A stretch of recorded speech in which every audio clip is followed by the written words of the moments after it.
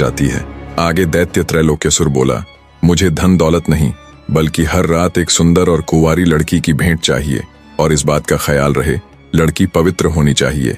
दैत्य त्रैलोक्यसुर की बात सुन रानी त्रिलोचना के होश उड़ जाते हैं। उसके पैरों नीचे से जमीन खिसक जाती है। उस तांत्रिक की तरफ देखकर रानी हकलाते हुए बोली, मगर बाबा, मैं हर रोज कुंवारी कन्या कहाँ से लाऊंगी?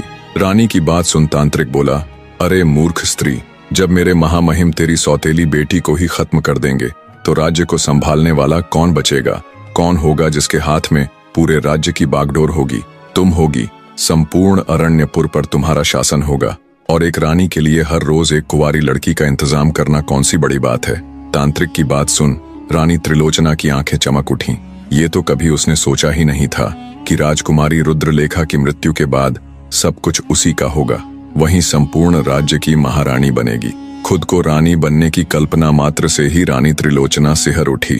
उसने हर्षित होते हुए तांत्रिक को वायदा किया कि वो हर रोज वायदे के मुताबिक एक पवित्र कुंवारी कन्या को महामहिम दैत्य त्रैलोक्यसुर के पास भेज दिया करेगी। इस तरह रानी त्रिलोचना दैत्य त्रैलोक्यसुर की बातों में आ जाती है।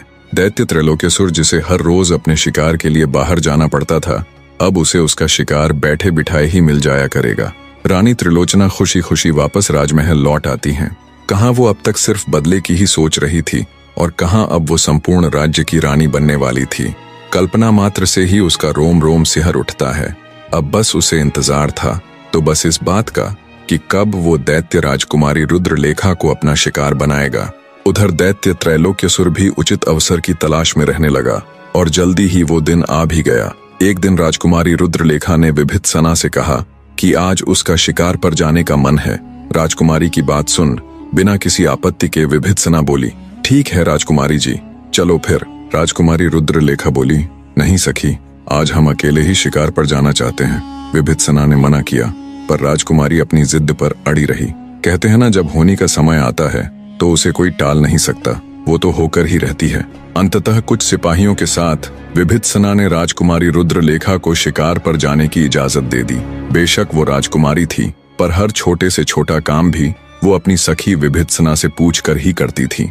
विभित्सना भी बचपन से ही इतना आदर और सम्मान मिलने के कारण राजकुमारी रुद्रलेखा को जान से भी ज्यादा चाहती थी। इसलिए वो राजकुमारी रुद्रलेखा की इतनी फिक्र करती थी। वो नहीं चाहती थी कि कभी भी राजकुमारी रुद्रलेखा किसी अनचाहे संकट में पड़ जाए, पर आज राजकुमारी की जिद के आगे उसे झुकना पड़ा।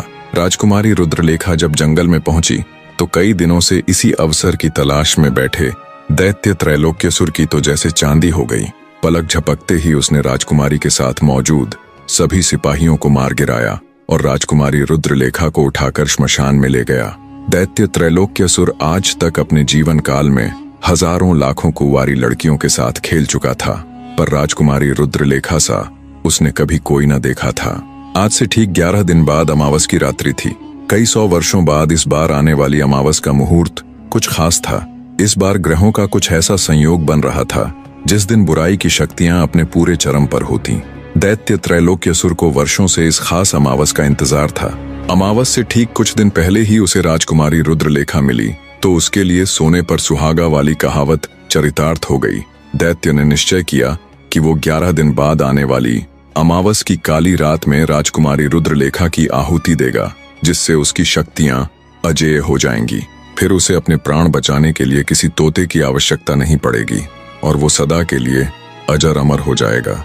अब उसे इंतजार था तो बस अमावस की उस काली रात का।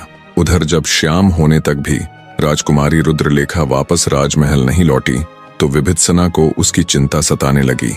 किसी अनहोनी की आशंका के चलते भारी हृदय से वो राजकुमारी रुद्रलेखा की तलाश में जंगल की ओर निकल पड़ी। जब वो जंगल पहुंची और वहां उसे सिपाहियों के मृत शरीर दिखे तो उसका माथा ठनक गया। वो वहीं सिर पकड़कर बैठ गई। उसका दिमाग एकदम से सुन्न पड़ गया।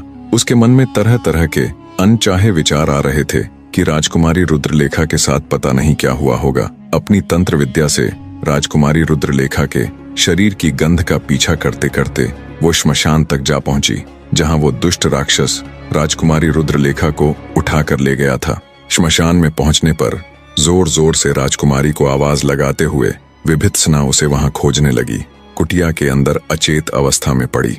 राजकुमारी रुद्रलेखा तो उसकी आवाज कैसे सुन पाती, पर जब दैत्य त्रैलोक्यसुर ने बाहर से किसी के चीखने और बार बार